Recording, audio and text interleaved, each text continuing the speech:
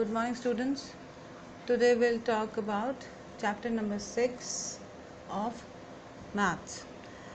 Till now we have completed 5 chapters which we have to do in pink register, and this chapter onwards from 6 to 12 chapter we have to do in geometry copy, green copy.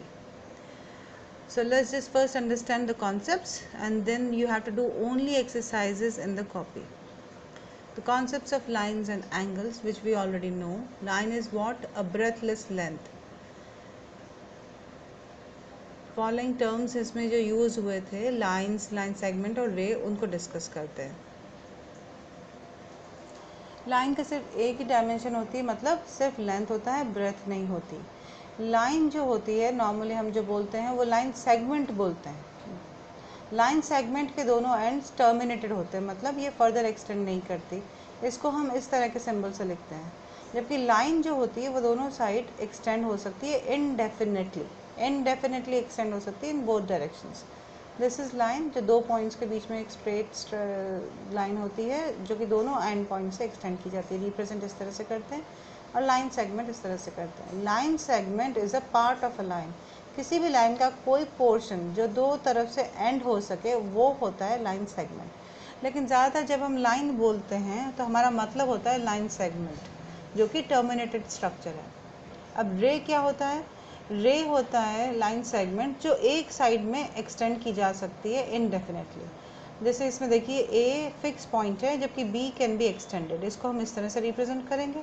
The other side is when A can be extended and B is a fix point. उसको हम इस तरह से represent करेंगे. रे एक ही side में extend होती है. अब एंगल्स क्या होते हैं? जब दो स्ट्रेट रेज होती हैं, मानिए कि ओवरलैपिंग पोजीशन पर है ओ ए और ओ बी, और एक रे रोटेट होती है स्ट्रक्चर में, तो वो एक एंगल फॉर्म करती है. पहले क्या थे? दोनों स्ट्रेट लाइन पर ही थे, ओ ए पर ही ओवरलैप था ओ बी. अब ओ बी टॉप के साइड टर्न किया है, इंक्लिनेशन जो बना है अब इन दो रेज के बीच में, इस स्ट्रक्चर को हम एंगल बोलते हैं. इसको हम इस तरह के फॉर्मेट से रिप्रेजेंट करते हैं. एंगल के आर्म्स होती हैं, जो दो रेज हैं इनको हम एंगल के आर्म्स या साइड्स बोलते हैं. और जहाँ पर ये दो रेज आपस में टकरा रही हैं, इस पॉइंट को हम वर्टेक्स बोलते हैं, जहाँ पर ये दोनों मिलती हैं. ज़्यादातर हम इसको ओ से रिप्रेजेंट करते हैं. अब एंगल को मेजर कैसे करते हैं? स्मॉल एम से डिनोट करते हैं. इसका मेजर ज़्यादातर हम जो करते हैं, कितना इंक्लिनेशन है, जैसे ओ ए की लाइन पर कितना मूव करा है बी, वो है उसका मेजर. हम इसको डिग्री में करते हैं और इसको प्रोटेक्टर से मेजर करते हैं, और इसको इस तरह से रिप्रेजेंट करते हैं स्मॉल सर्कल के रूप में. ये सब हमको पहले से पता है, इट्स जस्ट अ रिमाइंडर. अब एंगल्स को हम किस तरह से डिफाइन कर सकते हैं? एक बार हम रोटेशन के बेसिस पर एंगल्स को डिफाइन कर सकते हैं, और एक बार हम वैल्यूज़ के बेसिस पर डिफाइन कर सकते हैं. देखिए रोटेशन के बेसिस पे हम कैसे डिफाइन करते हैं. रोटेशन के बेसिस पर दो टाइप होते हैं एंगल्स के, negative angle and positive angle. जब ओ ए आर्म पर ही ओ बी रे थी और ओ बी रे डाउनवर्ड्स रोटेट होती है, मतलब इंक्लिनेशन नीचे की तरफ है. इस एरो को देखिए, ये रे यहाँ से यहाँ तक पहुँची है, यानी कि इसका जो रोटेशन है वो क्लॉकवाइज डायरेक्शन में हुआ है. जब ये रोटेशन क्लॉकवाइज डायरेक्शन में होता है तो हम इसको बोलते हैं नेगेटिव एंगल. इसी का उल्टा पॉजिटिव एंगल कैसे बनेगा? देखिए ओ एक स्ट्रेट है, इसी पर दूसरी रे थी ओ बी, लेकिन ओ बी हम मूव हुई अपवर्ड डायरेक्शन में, यानी कि एंटी क्लॉकवाइज डायरेक्शन में जब ये एंगल बना है तो उसको बोलते हैं पॉजिटिव एंगल्स. ज़्यादातर हम जो ज्योमेट्री में यूज़ करते हैं वो पॉजिटिव एंगल्स होते हैं जिनका इंक्लिनेशन एंटी क्लॉकवाइज होता है. अब अगर ये नीचे की तरफ आया है, ये structure perpendicular O A and O B, यहाँ पर है क्लॉकवाइज, तो ये हो गया सेकंड केस जो है, ये बन गया नेगेटिव एंगल. और यहाँ पर ये ऐसे घूम कर आया है, मतलब रिफ्लेक्स सेक्शन है ए ओ बी का, रिफ्लेक्स एंगल है, तो ये है फर्स्ट केस हो गया, ये है पॉजिटिव एंगल. अब आप समझ गए, जब जिस डायरेक्शन में इंक्लिनेशन हुआ है वो डिफाइन करता है क्लॉकवाइज या एंटी क्लॉकवाइज, वो डिफाइन करता है कि एंगल पॉजिटिव है या नेगेटिव. अब दूसरा बेसिस देखिए, कि जहाँ पर एंगल्स की वैल्यू जो उनकी मेजर है उसके बेसिस पर हम डिफाइन करते हैं एंगल्स को कई तरीके से। पहला है ज़ीरो एंगल। ज़ीरो एंगल वो स्टेज है जब ओ ए रे और ओ बी रे एक दूसरे पर ओवरलैपिंग है, स्टार्टिंग पोजीशन है, इसकी वैल्यू है एग्जैक्टली एट 0 डिग्री। अब एक्यूट एंगल क्या होता है? जब ओ ए और ओ बी रे में जो डिफरेंस है इंक्लिनेशन का जो है वो कोई भी वैल्यू हो 0 और 90 डिग्री के बीच में, एनीवेयर बिटवीन 0.5 हो सकता है, 89.9 हो सकता है, वो एंगल कहलाते हैं एक्यूट एंगल। थर्ड कैटेगरी है right angle. When there is a straight 90 degree का एंगल बनता है दो रेज के बीच में, तब हम उसको बोलते हैं राइट एंगल। ऑब्ट्यूज एंगल क्या होता है? 90 से ज़्यादा और 180 से कम। 180 क्या होता है? स्ट्रेट लाइन होती है। जब किसी एंगल की वैल्यू 90 से ज़्यादा हो और 180 से कम, तो उसे हम कहते हैं ऑब्ट्यूज एंगल। स्ट्रेट लाइन, अभी जैसे हमें पता है स्ट्रेट लाइन की वैल्यू क्या होती है? 180 डिग्री। एग्जैक्टली 180 डिग्री होगा तो उसे स्ट्रेट एंगल बोलेंगे। अब रिफ्लेक्स एंगल क्या होता है? रिफ्लेक्स एंगल होता है 180 डिग्री से तो ज़्यादा और 360 डिग्री से कम। 360 कब होता है? जब ये पूरी लाइन रोटेट होकर वापस ज़ीरो पोजीशन पे आ जाएगी, कंप्लीट एंगल बनाएगी, तब उसे 360 डिग्री बोलेंगे। तो 180 मतलब स्ट्रेट लाइन से बड़ा हो और कंप्लीट एंगल से छोटा हो, तब उसे रिफ्लेक्स एंगल बोलते हैं। कंप्लीट एंगल क्या है? इसकी वैल्यू वही होती है, पोजीशन वही होती है जो ज़ीरो एंगल पर थी, पर इसकी वैल्यू फ़र्क होती है। इसकी वैल्यू है कंप्लीट रिवॉल्यूशन, मतलब 360। ज़ीरो एंगल की वैल्यू 0 होती है जबकि कंप्लीट एंगल की वैल्यू 360 डिग्री होती है। The only difference is in the value of angles. चलिए कुछ और टाइप के एंगल्स देखिए। Complementary angles. अगर दो एक्यूट एंगल्स को हम जोड़ें, प्लस करें और उनका सम आ जाए 90 डिग्री, तब इन दोनों एंगल्स को हम कॉम्प्लीमेंट्री एंगल्स बोलते हैं। देखिए, जब दो चीज़ों का सम 90 डिग्री हो, इसका मतलब दोनों ही एंगल्स जो हैं वो 90 से कम होने चाहिए। और अभी हमने पढ़ा था कि 90 डिग्री से कम वाले एंगल्स को हम एक्यूट एंगल्स बोलते हैं। इसलिए कोई से भी दो एक्यूट एंगल्स को जोड़ें इस तरीके से कि उनका सम बने 90, तो इन दोनों एंगल को हम आपस में बोलेंगे कि they are complementary angles. Complementary का मतलब है प्लस करने पर 90 डिग्री वैल्यू आए। इसी तरह से सप्लीमेंट्री एंगल्स होते हैं। सप्लीमेंट्री एंगल्स में है कि कोई से दो एंगल जिनको प्लस करने पर आंसर आए 180 डिग्री, तो वो सप्लीमेंट्री एंगल होंगे। याद रखने की बात बस ये है कि 90 डिग्री का अगर सम करने पर आ रहा है तो वो है कॉम्प्लीमेंट्री, और अगर 180 डिग्री आ रहा है प्लस करने पर, तो इन दोनों एंगल्स को कहेंगे कि आपस में सप्लीमेंट्री एंगल्स हैं। 180 डिग्री इनका सोल्यूशन है। इसके अलावा एक और का टाइप होती है एडजेसेंट एंगल। एडजेसेंट का मतलब होता है पास पास। दो एंगल अगर पास पास हैं, मतलब जुड़े हुए, टच हो रहे हैं, तो उनको बोलेंगे एडजेसेंट एंगल्स। देखिए, अब यहाँ देखिए, एक एंगल है ए ओ बी और दूसरा एंगल है बी ओ सी। वो इस तरह से बने हुए हैं कि दोनों के बीच में एक कॉमन रे है। ओ बी ए ओ बी में भी है और ओ बी ओ सी में भी है। तो इन तरह के दो एंगल्स को हम बोलेंगे कि ये एडजेसेंट एंगल है। एडजेसेंट एंगल बनने की सिर्फ दो कंडीशंस होती हैं। पहली कंडीशन ये कि उनके बीच में, दोनों के बीच में एक कॉमन रे होनी चाहिए। कोई से भी दो एंगल हो जिनके बीच में एक कॉमन रे हो। और दूसरी कंडीशन ये है कि जो कॉमन रे है उसके दोनों साइड में एक एक रे होनी चाहिए।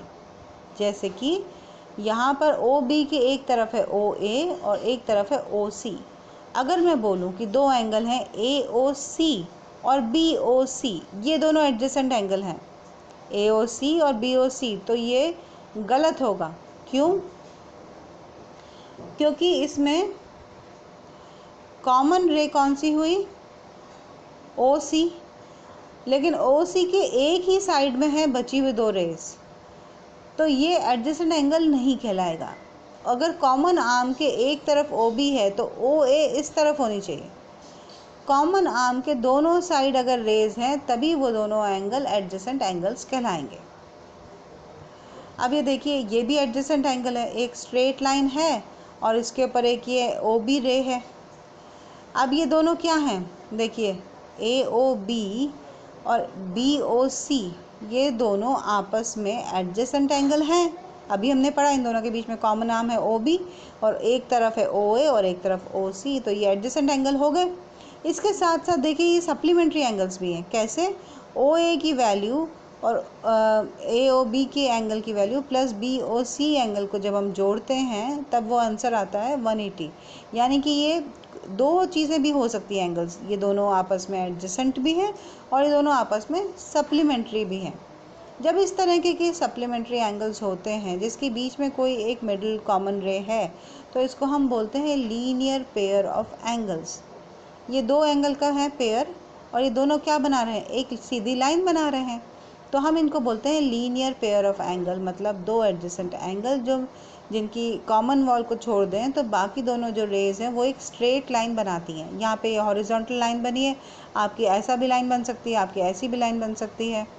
दो जो साइड वाले आर्म्स हैं वो एक स्ट्रेट लाइन बनाती हैं एडजेसेंट और सप्लीमेंट्री एंगल में, तो उसको हम बोलते हैं लीनियर पेयर ऑफ एंगल्स। ये टर्म याद रखेंगे, ये आगे काम आएगी। इस तरह से देखिए, अगर दो स्ट्रेट लाइन आपस में कहीं टकराती हैं तो चार एंगल्स बनते हैं। देखिए यहाँ पर लाइन है AB और दूसरी लाइन है CD, ये दोनों इंटरसेक्ट हुई एट पॉइंट O, तो यहाँ पर अब चार एंगल बन गए। कौन कौन से? AOC, COB, BOD and AOD। अब ये रूल ये है कि जब दो स्ट्रेट लाइन आपस में टकराती हैं तो जो ऑपोजिट एंगल्स हैं वो इक्वल होंगे, हमेशा उनकी वैल्यू इक्वल होगी। कौन से ऑपोजिट एंगल हैं? Vertically opposite angles. मतलब AOC हमेशा इक्वल होगा उसके वर्टिकली अपोजिट कौन सा एंगल हुआ? BOD। AOC के इक्वल है BOD। इसी तरह से जो लेफ्ट वाला एंगल है AOD, ये किसके इक्वल हुआ? BOC या COB, जो भी आप बोलें, AOD is equals to BOC। ये बेसिक हमने टर्म्स देखे थे जो आपको पहले से पता है। So let's quickly do the exercise. Exercise 6.1। अब आप लोगों को कॉन्सेप्ट्स कॉपी में नहीं करने, आप लोगों को कॉपी में सिर्फ एक्सरसाइज करनी है। ज्योमेट्री कॉपी में करेंगे और जो प्लेन शीट होती है उसमें आप डायग्राम ड्रॉ करेंगे।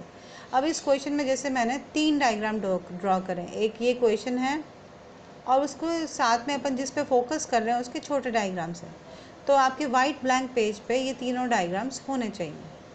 क्वेश्चन देखिए, in the figure 6.13 lines AB and CD intersect at point O। दो स्ट्रेट लाइन है AB और CD, ये आपस में इंटरसेक्ट कर रहे हैं कहाँ पर?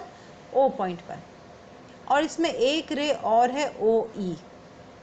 अब गिवन है हमको कि AOC और BOE को जब प्लस करते हैं तो आता है 70 डिग्री। AOC को जब हम प्लस करेंगे BOE से, मतलब this angle plus this angle is equals to 70 degree, ये हमको गिवन है। और हमको एक एंगल और गिवन है BOD is equals to 40 degree. BOD जो लाइन स्ट्रेट लाइन के नीचे जो एंगल बना हुआ है ये हमें गिवन है कि यह है 40 डिग्री। अब हमें फाइंड करना है BOE।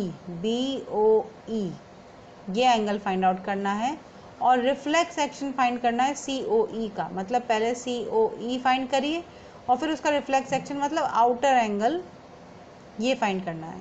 तो देखिए कैसे करना है। पहला हमको गिवन है कि AOC और BOE are 70 degree. AOC this angle plus this angle, इन दोनों का सम है 70 डिग्री, ये हमें गिवन है। This becomes our first equation. और हमें ये भी गिवन है BOD is equals to 40, straight line के नीचे वाला एंगल ये 40 डिग्री हमें गिवन है। अब देखिए इस छोटे डायग्राम को देखिए, OE लाइन को इग्नोर करिए, एक स्ट्रेट लाइन ये, एक स्ट्रेट लाइन ये। अब हमें पता है कि AOC का वर्टिकली अपोजिट एंगल कौन सा हुआ? BOD, और BOD की वैल्यू हमें पता है 40।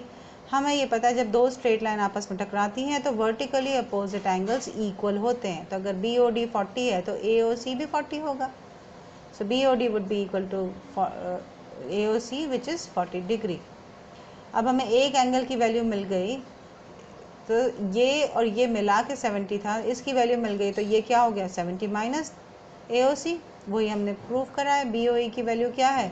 70 minus 40 which is 30 degree. So this completes our first part of question. अब नेक्स्ट निकालना है COE का रिफ्लेक्स, तो पहले हम COE निकालेंगे और फिर उसका रिफ्लेक्स निकालेंगे। अब ये लाइन डायग्राम देखिए, इस डायग्राम में से OD, नीचे वाली लाइन को इग्नोर करिए, तो अपन को ऐसा दिखेगा कि एक स्ट्रेट लाइन है AOB, उस पर AOC जिसको हम बता चुके हैं कि 40 डिग्री है, और BOE ये भी हम निकाल चुके हैं 30 डिग्री है। अब हमें बचा हुआ COE निकालना है। अब आप ध्यान से देखेंगे तो AOC plus COE plus BOE, ये तीनों को जब हम जोड़ें तो ये तीनों मिलाकर एक स्ट्रेट लाइन बनाएंगे, और हमें पता है स्ट्रेट लाइन की वैल्यू 180 डिग्री है।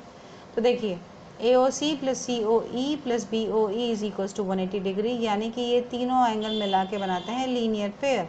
दो की वैल्यू हमें पता है 40 और 30, तो हमें थर्ड की वैल्यू निकाल सकते हैं। तो COE की वैल्यू मिली 180 माइनस 70 विच इज़ 110। अब हमें क्वेश्चन में COE नहीं निकालना है, हमें क्वेश्चन में निकालना था रिफ्लेक्स ऑफ COE। ये ध्यान रखेंगे कि पूछा क्या गया है। तो COE का रिफ्लेक्स बनाने के लिए हमें सिंपली COE की वैल्यू माइनस करनी है 360 डिग्री से। तो आउटर एंगल हमें मिल गया है which is 360 minus 110 which is 250 degree. So the first answer is 30 degree and second answer is 250 degree. Kindly underline the answer which is actually asked. Question number 2. Question number 2 में देखिए, ये figure है, इसमें एक straight line है XY, उस पर एक परपेंडिकुलर है OP। ये एक स्ट्रक्चर हुआ। दूसरा स्ट्रक्चर देखिए, स्ट्रेट लाइन है XY और उस पर भी एक स्ट्रेट लाइन इंटरसेक्ट कर रही है MN at point O।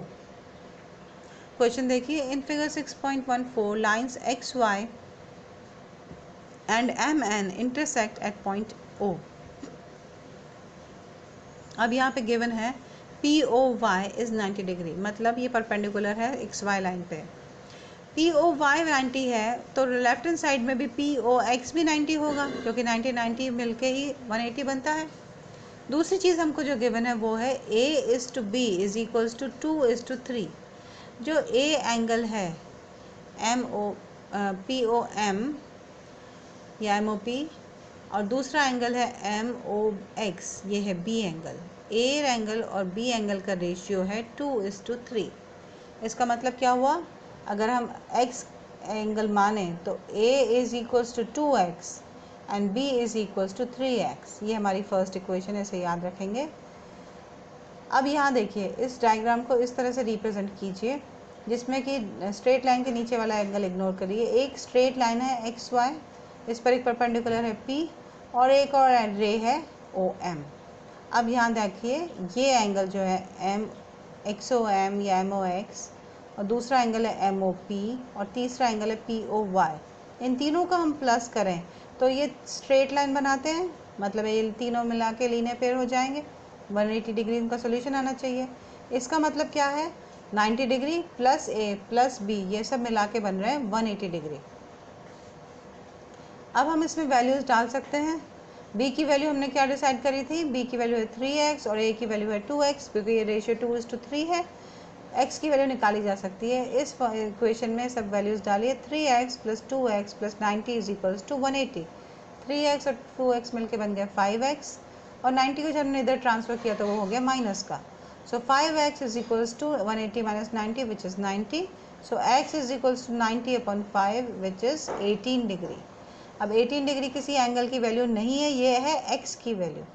A angle हमने क्या माना था 2X, तो A की वैल्यू क्या हो गई 2 इंटू 18 विच इज़ 36, और B क्या था 3X यानी कि 3 into 18 which is 54। So A angle जो है ये वाला, इसकी वैल्यू है 36, और B एंगल जो ये वाला है इसकी वैल्यू है 54। This becomes our second equation. अब इस स्ट्रक्चर को इस तरह से देखिए, मतलब आप इसमें परपेंडिकुलर और y को मिस आउट करिए, सिर्फ ये देखिए पॉइंट, एक MN लाइन है और उस पर एक XO लाइन है, सिर्फ इतना विजुअलाइज करिए। MN एक स्ट्रेट लाइन है और उस पर एक एंगल है OX, इस पे दो एंगल बन रहे हैं XOM और XON। B की वैल्यू हम फाइंड आउट कर चुके हैं 54 डिग्री, अभी हमने डिफाइन किया था। अब हमें दूसरा एंगल देखना है XON या NOX। अब देखिए, ये दोनों एंगल मिलके बनता आते हैं एक स्ट्रेट लाइन, मतलब इन दोनों को अगर प्लस करेंगे तो आंसर आना चाहिए 180 डिग्री। यही हमने लिखा है NOX plus XOM is equals to 180 degree because these are linear pair. So इनकी वैल्यूज़ लिखिए, c plus B is 180 degree. Second equation से अपन b की वैल्यू पुट करेंगे तो c plus 54 is equals to 180। तो c की वैल्यू क्या हो गई, 54 को इधर ट्रांसफर किया माइनस का हो गया, 180 माइनस 54 इज 126। यही हमें फाइंड करना था, c वैल्यू निकालनी थी। पहले हमने 90 डिग्री ये था तो हमने इन दोनों को जोड़ के 180 माना, उसमें से पहले हमने x की वैल्यू निकाली, उससे हमें a की वैल्यू और b की वैल्यू मिल गई। फिर हमने इस लाइन को विजुलाइज किया जिसमें सिर्फ एक ये रे जा रही है, b और c मिला के भी 180 डिग्री बनाते हैं, तो b की वैल्यू हमें पता थी तो हम c की वैल्यू निकाल पाए। So this completes our second question. Question number third. अब इसमें एक स्ट्रेट लाइन है ST, उस पर कोई पॉइंट है Q और R जो एक एंगल बना रहे हैं, जो दोनों एंगल इंटरसेक्ट करते हैं at point P। In figure 6.15 angle PQR ये वाला angle is equal to PRQ। देखिए इस ट्राइंगल पर जो इंटरनल एंगल्स हैं ये दोनों आपस में इक्वल है। अब हमें प्रूफ करना है कि इसके अपोजिट एंगल जो है PQS this angle is equal to PRT this side of angle. देखिए कैसे करते हैं। पहला देखिए, सिर्फ इस पॉइंट को विजुलाइज कीजिए, Q पॉइंट को, PQS प्लस PQR यहीं तक आप विजुलाइज करिए तो देखेंगे कि this angle plus this angle ये एक स्ट्रेट लाइन बना रहे हैं, मतलब दोनों का सम होना चाहिए 180 डिग्री। ये लीनियर पेयर है। This becomes our first equation. ऐसा ही अब राइट साइड पे विजुलाइज कीजिए, PRQ प्लस PRT ये दोनों एंगल भी जब जोड़ते हैं तो एक स्ट्रेट लाइन बनाते हैं, यानी कि इनका सम 180 डिग्री है। This becomes our second equation. अब फर्स्ट इक्वेशन और सेकेंड इक्वेशन को देखिए, हमको ये गिवन है ऑलरेडी कि PQR और PRQ आपस में इक्वल हैं। तो जब ये दोनों पॉइंट्स इक्वल हैं और राइट हैंड साइड इक्वल है तो बचे हुए पोर्शन भी इक्वल होंगे। So from first equation second equation PQS is equals to PRT, यही हमें प्रूफ करना था। Question number 4। यहाँ पे देखिए एक स्ट्रेट लाइन है AB, उस पर ऊपर की तरफ एक रे जा रही है OC और नीचे की तरफ एक रे जा रहा है OD। इससे चार एंगल बन रहे हैं X, Y, Z, W। अब हमें गिवन है कि X प्लस Y यानी कि स्ट्रेट लाइन के ऊपर वाले दो एंगल्स को जब हम जोड़ते हैं is equal to W plus Z, straight line के नीचे वाले दो एंगल्स के इक्वल है।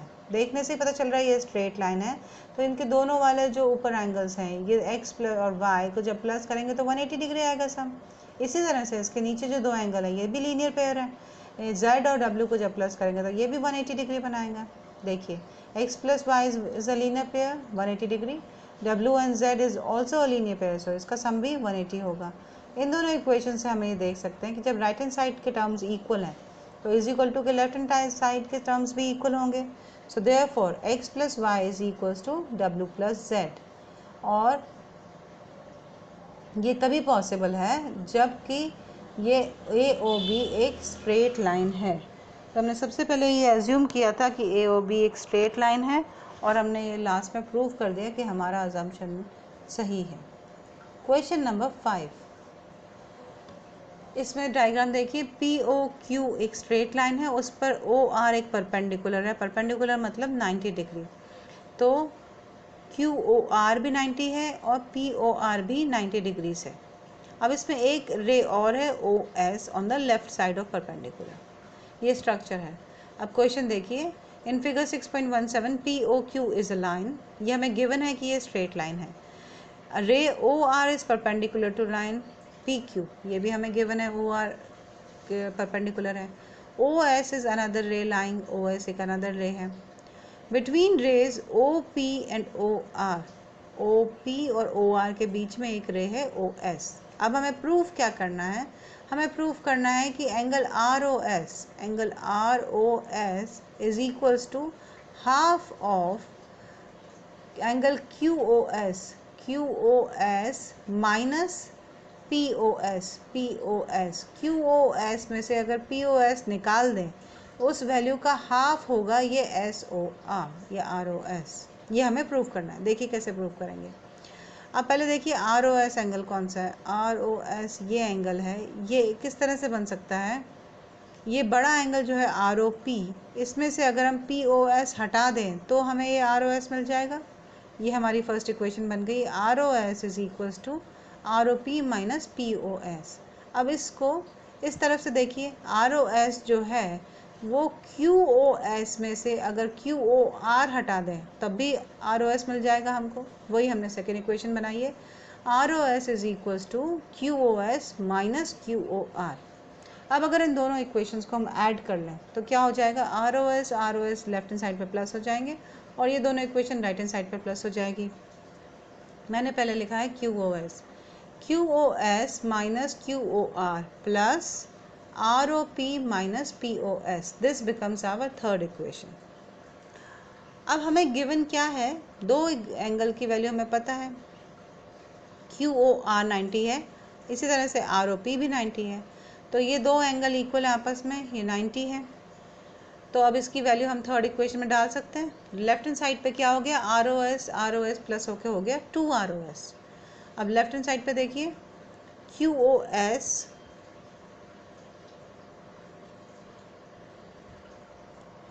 Minus ROP plus ROP minus POS। अब हमने QOR को रिप्लेस कर दिया किससे, ROP से। क्यों, क्योंकि वो बराबर है, क्योंकि परपेंडिकुलर दोनों साइड से 90 डिग्री होता है। तो इस QOR को हमने रिप्लेस कर दिया ROP से। अब यहाँ पे देखिए, एक ROP हो गया माइनस का और एक ROP हो गया प्लस का, तो ये आपस में कैंसिल हो जाएंगे। अब इक्वेशन क्या हो गई अपनी, 2ROS is equals to QOS minus POS। जब 2 को इज इक्वल टू के इधर ट्रांसफर किया तो वो डिवाइड का 2 हो जाएगा मल्टीप्लाई की जगह। तो यहाँ पर अब अपनी इक्वेशन बन गई है, angle ROS is equals to half of angle QOS minus angle POS, और यही हमको प्रूव करना था। लास्ट क्वेश्चन देखिए, क्वेश्चन नंबर 6। इसमें देखिए PX एक स्ट्रेट लाइन है, उस पर एक एंगल है XYZ जो कि हमें गिवन है 64 डिग्री का, और दूसरा एंगल है ZYQ और तीसरा एंगल है QYP। अब यहाँ देखते हैं, हमको समझ में आ रहा है कि ये तीनों एंगल एक स्ट्रेट लाइन पर हैं। सो क्वेश्चन देखिए, XYZ is equal to 64 degree जो हमें गिवन है। XY is produce to point P, XY को एक्सटेंड कर दिया P तक। तो एक फिगर ड्रॉ करिए। ये क्वेश्चन में फिगर नहीं है, आपको ये फिगर ड्रॉ करना है, ये बुक में गिवन नहीं है, तो हमने इसका फिगर ड्रॉ किया है। इस तरीके से बनाइए कि रे YQ बाइसेक्ट करे ZYP को। ZYP जो अब एंगल बना है उसका इक्वल हाफ करे YQ, हमने इस तरह से ड्रॉ करा है। और अब वैल्यू फाइंड करनी है XYQ की, XYQ की वैल्यू फाइंड करनी है। और दूसरा फाइंड करना है हमें रिफ्लेक्स QYP। QYP फाइंड करेंगे, फिर उसका रिफ्लेक्स एक्शन फाइंड करेंगे। तो दो एंगल हमें फाइंड करना है। पहला हमें गिवन है XYZ विच इज 64 डिग्रीज। अब ध्यान से देखिए, ZYP और XYZ, QY को इग्नोर करिए, ZYP और XYZ दोनों आपस में लीनियर पेयर है, मतलब इन दोनों को प्लस करेंगे तो आंसर आएगा 180 डिग्री। सो ये लार्जर एंगल जो है ZYP, ये फाइंड आउट कर सकते हैं हम। ZYP is nothing but 180 minus 64 which is 116। अब ZYP को ये बाइसेक्ट कर रहा है QY, तो दो इक्वल पार्ट्स होंगे। ZYQ should be equal to QYP, क्योंकि बाइसेक्ट का मतलब होता है दो इक्वल टुकड़े में बांट रहा है। तो 116 टोटल की वैल्यू निकली थी, तो उसकी आधी आधी वैल्यू दोनों एंगल्स की होगी, इसलिए QYP भी 58 डिग्री का होगा और QYZ भी 58 डिग्रीज का होगा। अब दूसरी तरफ से देखिए, XYQ ये क्या है, ये दो एंगल से बना है। कौन कौन से दो एंगल, XYZ और QYZ। अब हमें इन दोनों की वैल्यूज़ पता है, XYQ की वैल्यू हम निकाल सकते हैं क्योंकि हमें ZYX 64 है, ये पता था, और QYZ 58 है, ये भी हमने सॉल्व करा है। दोनों को प्लस किया तो ये आया आंसर 122, मतलब XYQ इसकी वैल्यू है 122, ये हमें फर्स्ट फाइंड करना था। अब दूसरा हमें फाइंड करना है reflex of Q Y P. पहले क्यू वाई पी की वैल्यू क्या होगी रिफ्लेक्स की, क्यू वाई पी हम पहले निकाल चुके हैं, ये है 58 डिग्रीज।